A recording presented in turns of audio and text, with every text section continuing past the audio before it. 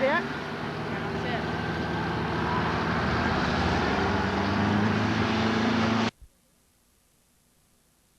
Yesterday, Mike Dukakis made his pitch to Central Illinois. Today, it's George Bush's turn. Eric Shangro joined the vice president on his tour through the area and has this report. Presidential politics is running wild in Central Illinois. The theory seems to be whoever puts on the best show wins the most votes. Vice President Bush is hustling his campaign through Illinois' heartland.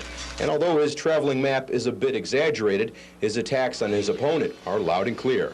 At ISU, he flunks the Dukakis plan of paying for college over a period of 40 years. We do not need to put the IRS on your tail for the rest of your life as a reward for a college education.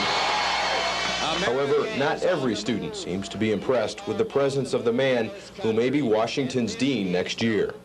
He keeps saying the same thing. I like to, hear new things. His speeches are being repeated, and I heard a lot of the same stuff I heard in the debate on TV. This day of campaigning has the flavor of a traveling sideshow. It comes complete with big-name live entertainment. And it's so good to be back home again. Loretta, Lynn, Crystal, Gale, and company are the warm-up act for the Bush crowds. Apparently, he's looking to fine-tune his show for each audience. Bush threw aside his coat and tie to reveal his country western wear in El Paso. Small town, but great crowd and great heart is that I share your values. I like what he had to say today about getting the Pledge of Allegiance and prayer back in school, and the things that us common people in Central Illinois really are for and are our standards. Bush knows there are others who remain in the middle of the road, so he promises to come back and entertain again.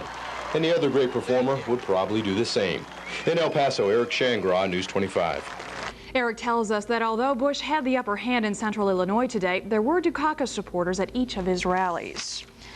The largest drug bust that downstate Illinois has ever seen netted a staff left off. The Bush rally on campus incited young Republicans and Democrats. Dukakis supporters chanted and shouted throughout much of the vice president's speech.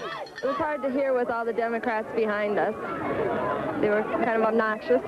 For the first part, I couldn't hear it because of the hecklers, and they were very rude, I thought. I figured they should let the guy speak. Choice confronting you this fall. But what you heard Bush say all depended on where you stood, both politically and logistically. I think they were washed out. There are much more Bush supporters here, I think. I don't even think the vice president heard himself. His speech was very hypocritical. He talks about education, but he doesn't fund it. I think he did well to differentiate his views from Dukakis's on things such as college education. For some, the rally brought an expected response. For others, it made a difference in how they'll vote. I was kind of on the edge. I didn't know who to vote for before this, and now I really think that I want to go for Bush.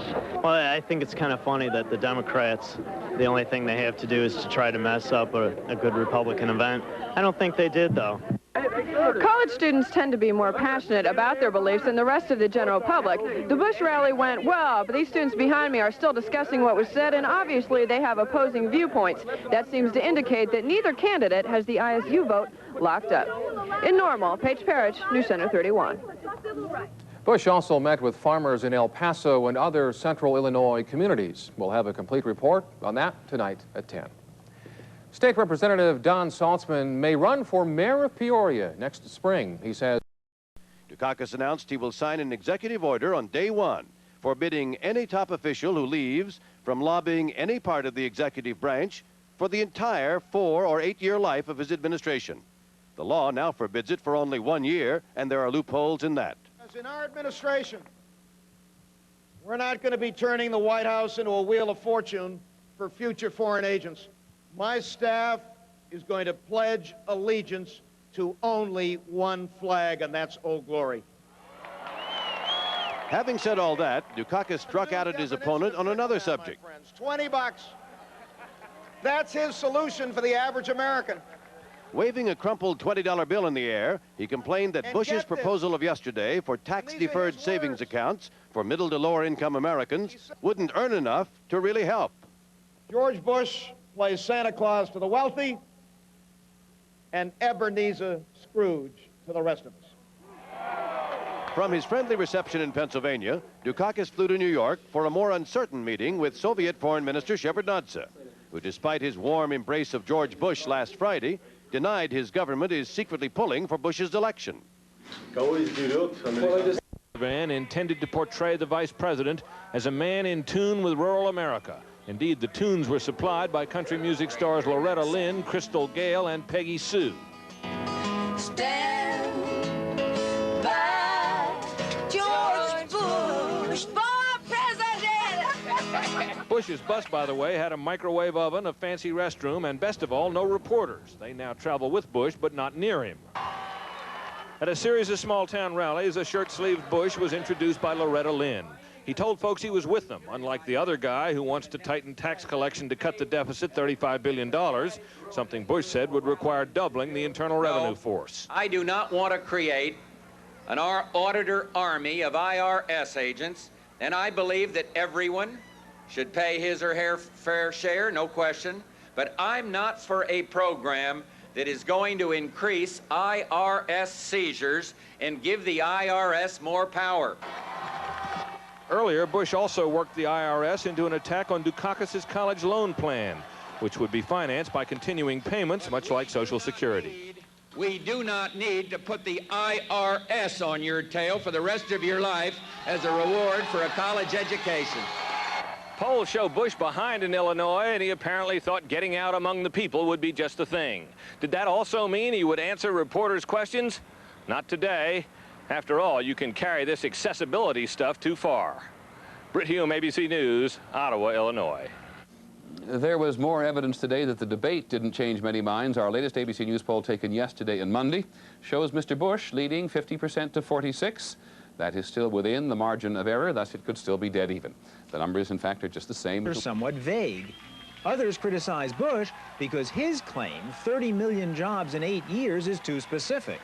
In fact, even Bush economist Martin Feldstein won't defend the numbers and tries to make light of them instead. The 30 million new jobs was simply an extrapolation of the rate of growth of job creation recently. It was the way of highlighting a commitment to continued job growth and just making dramatic the fact that we have seen a really remarkable increase in employment and fall in unemployment in the last few years.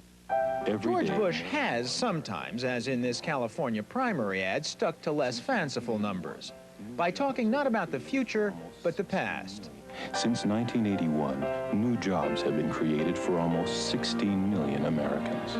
Bush depicts most of these jobs as high-paying. And they're good jobs. The majority of them created in the past 6 years paid an average of more than $22,000 a year, and someone better take a message to Michael. Michael has heard the message, but he doesn't believe it. He thinks the bulk of the new jobs pay poorly, and as a result, our standard of living is suffering. High-paying jobs being replaced by low-wage jobs. Average weekly wages down over the past 8 years. Benefits down over the past 8 years. My friends, I ask you, can we afford 4 more years of that? Now, this debate over good and bad jobs is very hard to settle, but a few trends at least seem beyond dispute. To begin with, between 13 and 17 million new jobs have been added to the American economy in the Reagan-Bush era, and that is impressive. Compare it with Europe, where unemployment still hovers around 10%, and few new jobs have been added in the 1980s. Even Japan hasn't created new jobs as quickly as America has. But, as you're about to see, a second trend is much less encouraging. Many economists, like MIT's Bennett Harrison, worry that these new jobs are warping the American economy. Since the late 1970s, early 1980s, the American economy has been developing a kind of two-tiered economic system, almost an hourglass economy. High-wage jobs at the top of the spectrum growing, low-wage jobs expanding at the bottom, and a kind of emptying out of the middle. We're becoming a more polarized society.